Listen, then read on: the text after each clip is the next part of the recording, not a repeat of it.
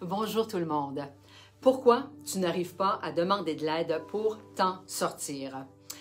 Si on se fait un petit résumé des préjugés, perceptions ou stigmatisations quand on entend les termes suivants: la santé mentale, la connaissance de soi ou le développement personnel et la spiritualité.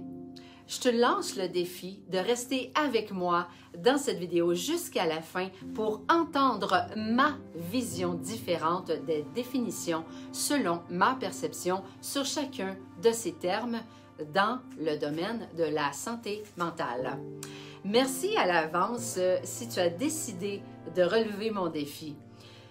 Je m'appelle Tania Gilbert, je suis provocateur de changement, coach en connaissance de soi, infirmière clinicienne spécialisée en santé mentale, officier retraité des Forces armées canadiennes. Débutons tout d'abord avec les fausses croyances quand on entend la santé mentale. Du genre « Oh, c'est du monde bizarre, ils sont faibles, ils n'ont pas de colonne, ils sont pas faits forts, c'est pas pour moi. » Les croyances, il faut plutôt être fort et courageux. Des gens qui veulent comprendre, qui veulent aller mieux, qui veulent avoir des outils pour avancer et pour cheminer. Certaines maladies physiques demandent des traitements pour retrouver notre santé physique. La santé mentale, c'est la même chose pour nos émotions. Notre morale est le chef d'orchestre qui régit tout ce que l'on fait ou représente dans la vie. On poursuit avec maintenant la connaissance de soi ou le développement personnel. Les fausses croyances. Je me connais. Bon, je n'ai pas besoin des autres pour me dire ce que je suis. Je n'ai pas besoin de personne pour m'apprendre à me connaître. Les croyances.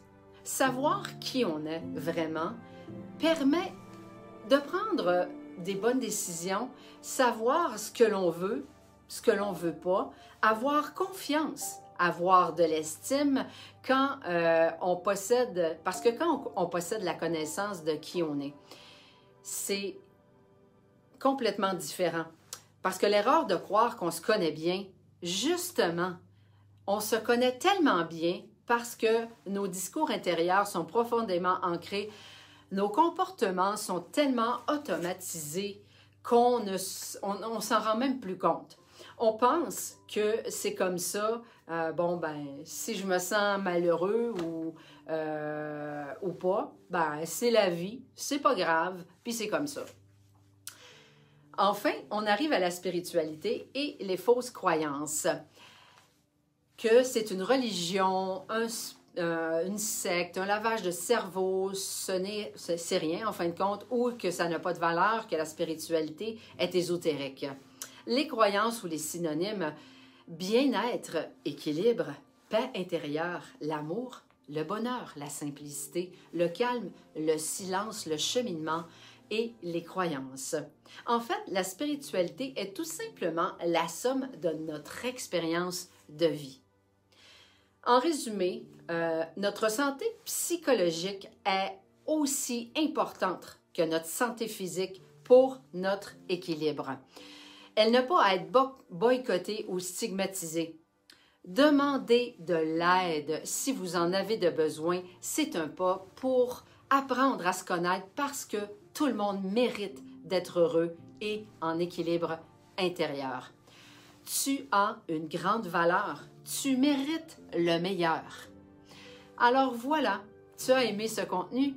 Je t'invite à cliquer j'aime ou tout simplement de me laisser un commentaire. Il me fera un immense plaisir de pouvoir répondre à vos questions. Tu penses que ça pourrait aider quelqu'un ou intéresser une autre personne? Je t'invite à partager le lien de cette vidéo.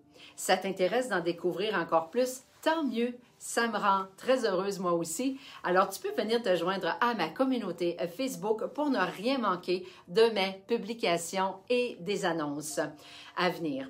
Tu peux aussi t'abonner à ma chaîne YouTube. Tu veux découvrir un autre sujet fort intéressant qui touche plus de 200 000 Québécois chaque année. Je t'invite à télécharger dès maintenant mon e-book d'informations gratuit sur la luminothérapie. Merci. On se donne rendez-vous dans une prochaine vidéo. Bye!